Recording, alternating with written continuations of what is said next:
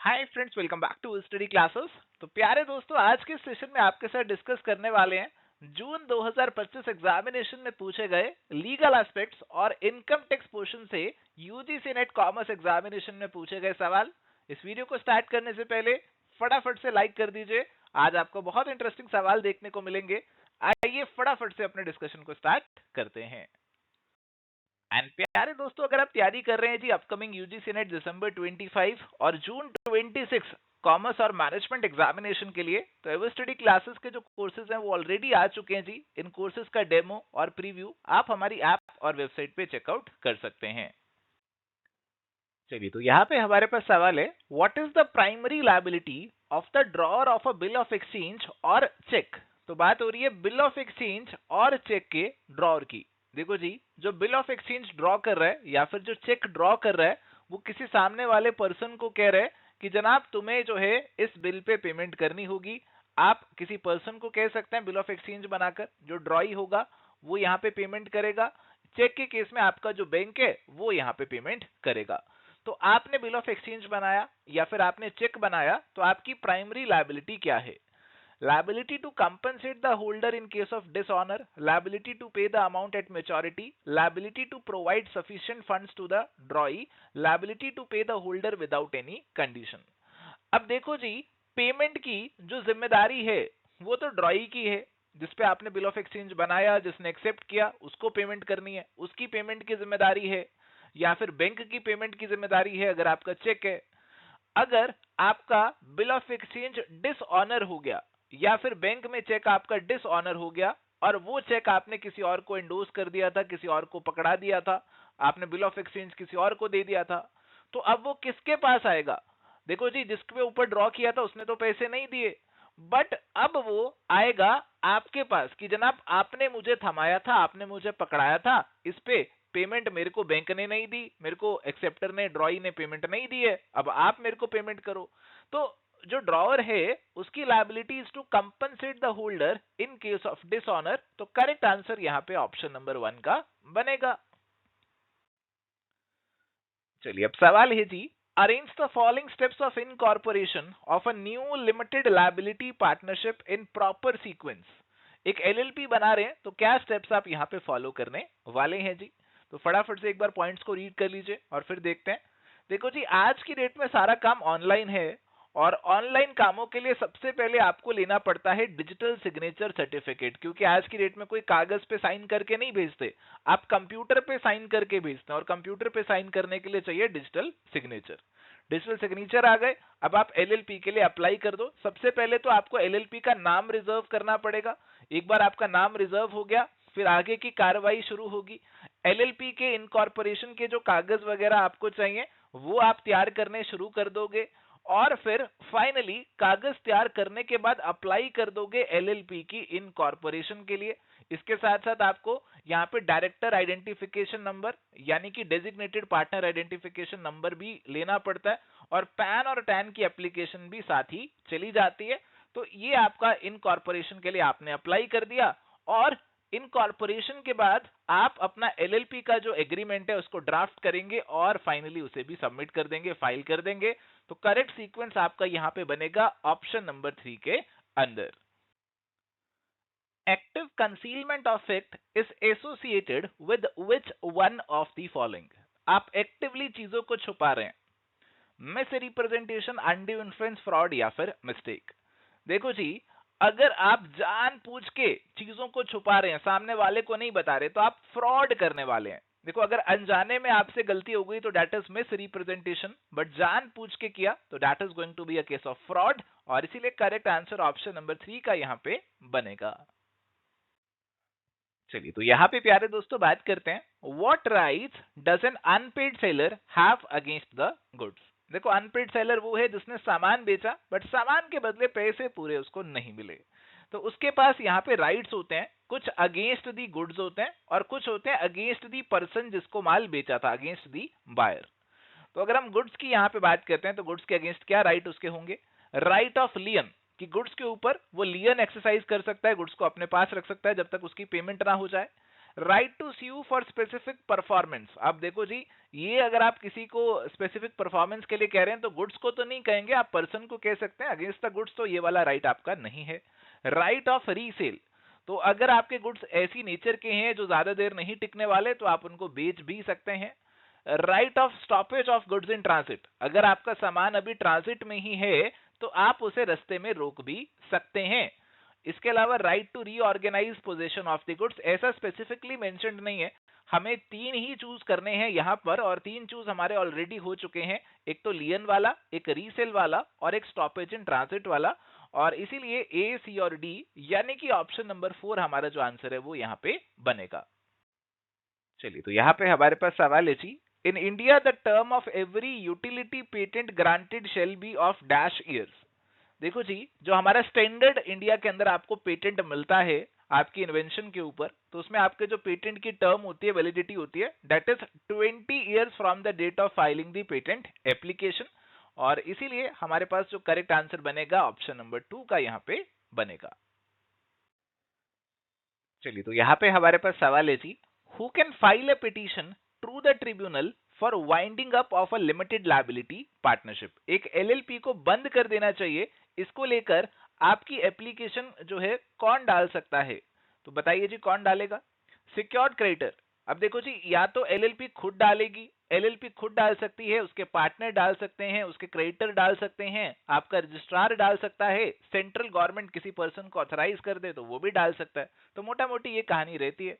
तो secured creditor आ जाएंगे, LLP और इट्स पार्टनर आ जाएंगे, रजिस्ट्रार ऑफ कंपनीज आरओसी आ जाएगा, ये एलएलपी पे भी यही अप्लाई करता है, any person authorised by the central government ये भी आ जाएगा, एनी वॉलंटरी एसोसिएशन, जनाब एनी वॉलंटरी एसोसिएशन आएगा कि नहीं आएगा, देखो अगर आप ऑप्शंस पे नजर डालेंगे तो कोई ऐसा ऑप्शन है भी नहीं जिसमें सारे चूज करने हैं, और अगर आप एलएलपी एक्ट पे नजर डालेंगे तो आपको ये चारों के नाम ही देखने को मिलेंगे, और इसीलिए करेक्ट आंसर हमारे पास ऑप्शन नंबर 3 का ही बनेगा।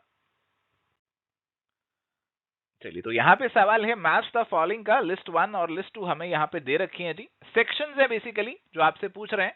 तो सबसे पहले सेक्शन 285, ये वाला सेक्शन आपकी डिफाइन करता है स्मॉल कंपनी, इसमें आपका कुछ टर्नओवर और कैपिटल का क्राइटेरिया दे रखा है, तो उसको मीट करने पे आपकी कंपनी स्मॉल हो जाती है।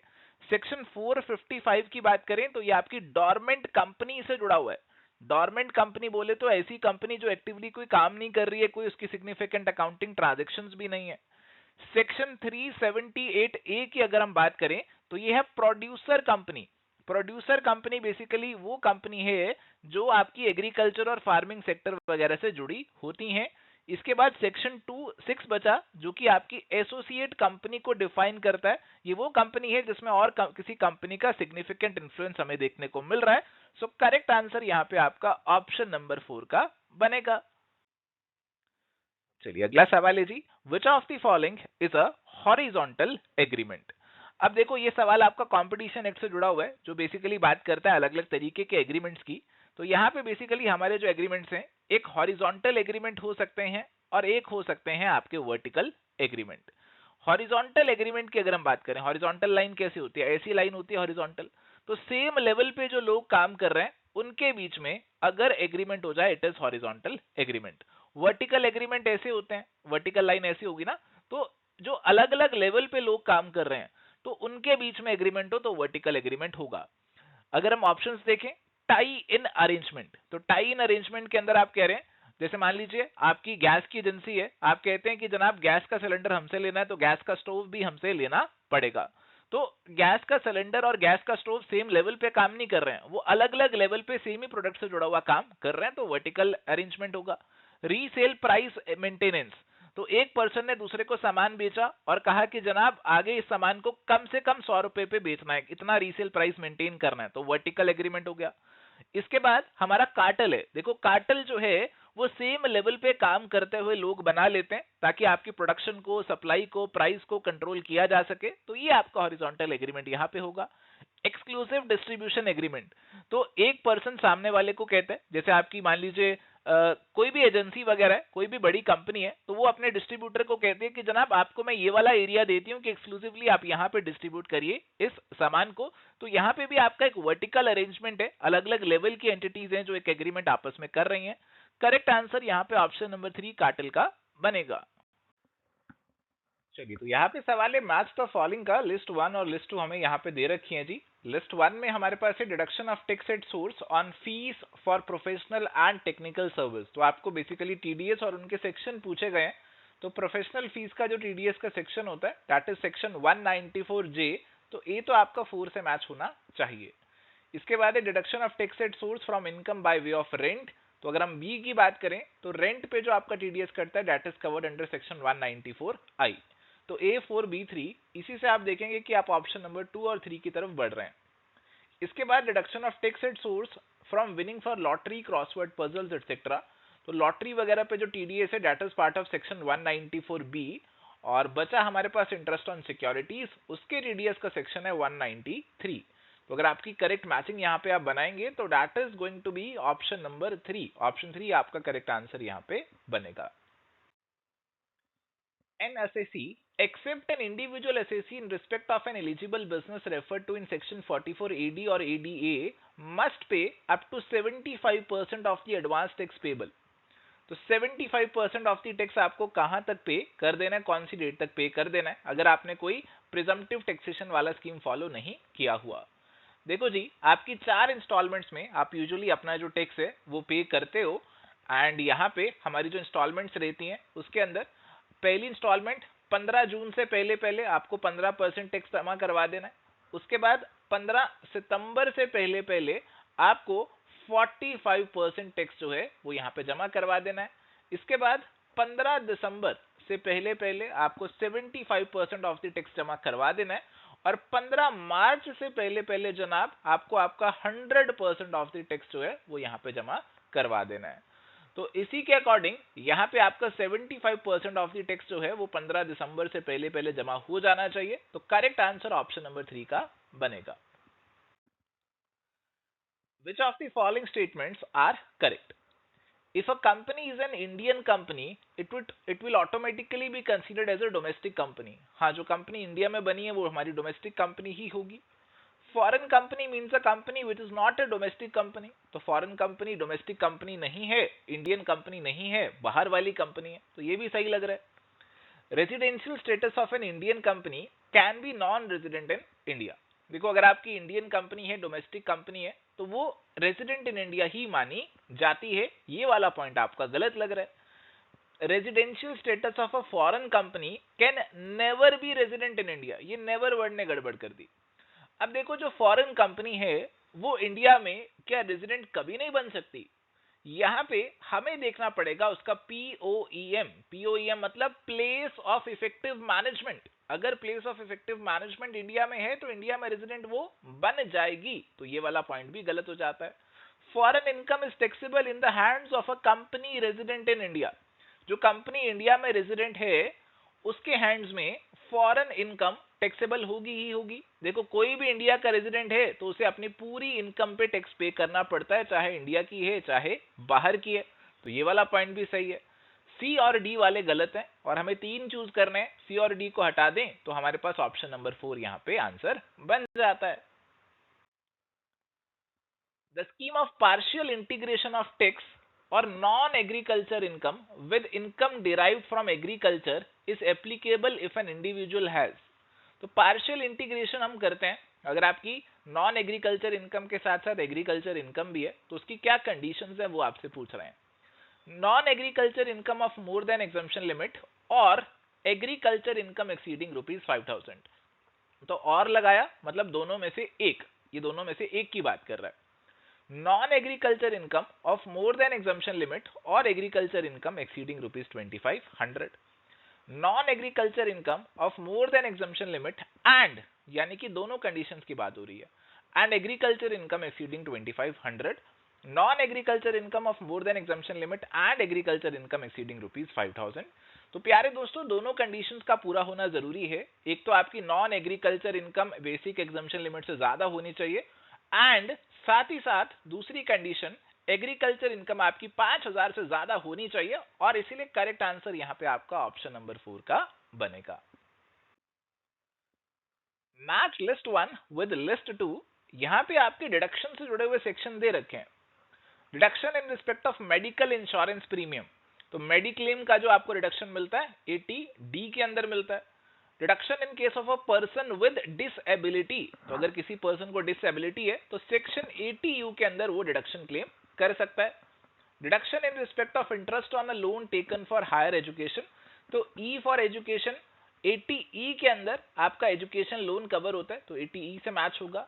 Deduction in respect of contribution to Agnipath scheme, ये वाली आपकी जो डिडक्शन है सेक्शन 80CCH के अंदर आती है, और इसीलिए प्यारे दोस्तों हमारी जो करेक्ट मैचिंग बनेगी that is going to be as पर option number 3। In case the income of an individual includes the income of rupees 25,000 of his minor child in terms of section 64(1)(a, such individual shall be entitled to an exemption under section 1032 of। देखो जी, अगर आपकी income में minor income की clubbing भी हो रही है, इस केस में आप पर माइनर चाइल्ड सेक्शन 1032 में 1500 की एग्जम्पशन ले सकते हैं, इसीलिए करेक्ट आंसर हमारे पास यहां पे ऑप्शन नंबर 2 का रहेगा। Arm's length price as per section 92F is the price applied or proposed to be applied when. देखो जी, ये जो कंसेप्ट है आपका, it is related to transfer pricing. Transfer pricing आपके अप्लाई होते हैं जब एक कंट्री से दूसरी कंट्री में आप कुछ ट्रांजेक्शन कर रहे हैं। आपकी जो एमएनसीज होती हैं, उनकी जो ब्रांचेस होती हैं, उनके जो ऑफिसेज होते हैं, वो अलग अलग जगह पे होते हैं, अलग अलग कंट्रीज में होते हैं। हो सकता है एक ऑफिस इंडिया में है और दूसरा ऑफिस उनका यहाँ पे हो सकता है यहाँ पे सिंगापुर के अंदर हो, अलग अलग जगह हो सकते हैं। तो अब अगर एक ऑफिस दूसरे ऑफिस को कोई सामान बेच रहा है, कोई बिल बना के दे रहा है, तो उस केस में हो सकता है कि ये बिल सही कीमत पे सही वैल्यू पे ना बनाया जाए। बेसिक मकसद यही हो कि आप अपना टैक्स कैसे बचा सकते हैं। तो ट्रांसफर प्राइसिंग के अंदर हमारी कोशिश रहती है कि जो भी ऐसे ट्रांजेक्शन हो रहे हैं रिलेटेड पार्टीज के बीच में, उनको सही वैल्यू पे लेकर आया जाए। सही वैल्यू होती है arms length price. Arms length price का मतलब है कि अगर आप किसी ऐसे पर्सन के साथ व्यापार करते जो आपके साथ रिलेटेड नहीं था, अनरिलेटेड पर्सन होता, और अनकंट्रोल्ड कंडीशंस में आप उसके साथ व्यापार कर रहे होते, तो उसके साथ क्या प्राइस आप चार्ज करते, उसे यहां पे कंसीडर किया जाता है। ऑप्शंस अगर आप देखेंगे तो पहला ही ऑप्शन आपको कह रहा है to unrelated persons enter into a transaction in uncontrolled condition, तो यही हमारा आंसर यहां पे बनेगा कि आर्म्स लेंथ प्राइस वो है जो दो अनरिलेटेड पर्संस के बीच में होता है किसी ट्रांजैक्शन के लिए इन अनकंट्रोल्ड कंडीशंस, और यही हमारा आंसर यहां पे बनेगा। Which of the following statements are correct with regard to tax avoidance? देखो जी, टैक्स अवॉइडेंस को लेकर कौन सी स्टेटमेंट्स यहाँ पे करेक्ट हैं। एक आपके पास होते हैं टैक्स प्लानिंग, एक अवॉइडेंस और एक इवेशन। तो यहाँ पे बात हो रही है अवॉइडेंस की। तो अवॉइडेंस के अंदर आप मेनली क्या फोकस करते हैं, आपका फोकस होता है कि कानून के अंदर जो लूप होल्स हैं उनका फायदा उठाएं और टैक्स को अवॉइड कर दें, टैक्स पे करना ना पड़े। Tax avoidance is legitimate arrangement of affairs in such a way so as to minimize the tax liability. There is an element of mala fide motive in tax avoidance. Tax avoidance take into account the loopholes of the law. Tax avoidance is intentional attempt to avoid payment of tax after liability to pay tax has arisen. Tax avoidance is same as tax omission.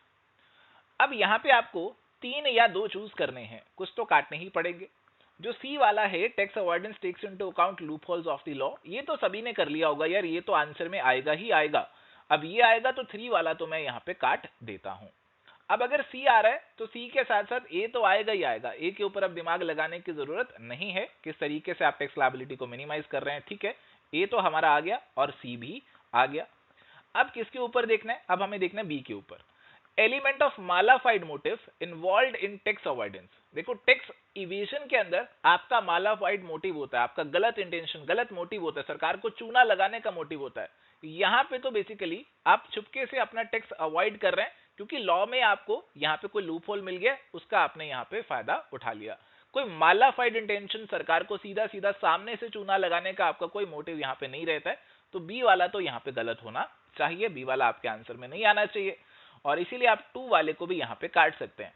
अब ए और सी आपके आ गए, आपको देखना है कि साथ में ई आएगा कि नहीं आएगा। डी देखो ऑटोमेटिकली कट चुका है, डी पे आप दिमाग लगाने की जरूरत नहीं है।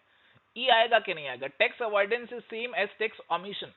तो टैक्स ओमिशन जो है that is basically going to be more of tax evasion, not tax avoidance. और इसीलिए ये ई भी हमारे पास नहीं आएगा। करेक्ट आंसर हमारे पास यहाँ पे ऑप्शन नंबर 1 का बनेगा। If the employee pays tax within the parameters of alternate tax regime under section 115 BAC, then from assessment year 25-26 the standard deduction from salary income is। अगर आपकी इनकम फ्रॉम सैलरी होती है तो आपको standard deduction यहाँ पे मिल जाती है।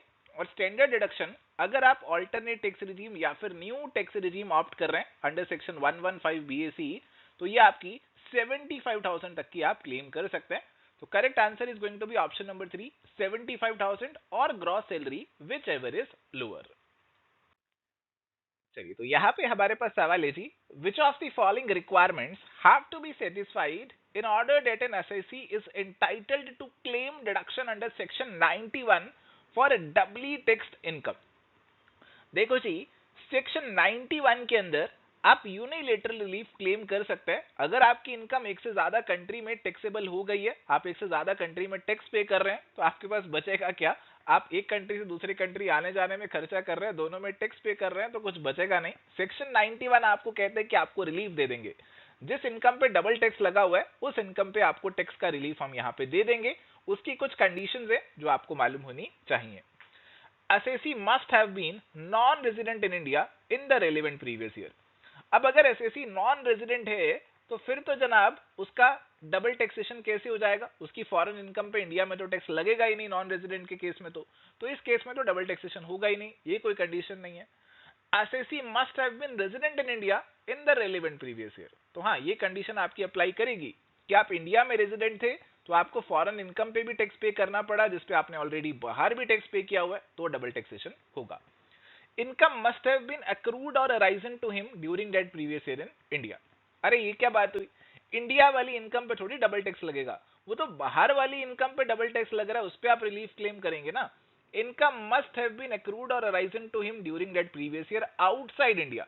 तो आउटसाइड इंडिया आपको कुछ इनकम अराइज हो रही है, कुछ फॉरेन इनकम बेसिकली आपको अराइज हो रही है और आप इंडिया में रेजिडेंट हैं तो उस पर आपको टैक्स पे करना पड़ रहा है। इन respect of that income which accrued or arose outside India, he must have paid by deduction or otherwise tax under the law in force in the country in question। तो उस इनकम पे, उस foreign income पे आपने बाहर की country में tax already पे भी कर दिया है और इसीलिए आपको यहाँ पे रिलीफ मिलेगा, तो ये वाली कंडीशन भी आएगी। तो बी, डी और ई हमारी कंडीशंस बनेंगी। Correct answer is going to be option number 3।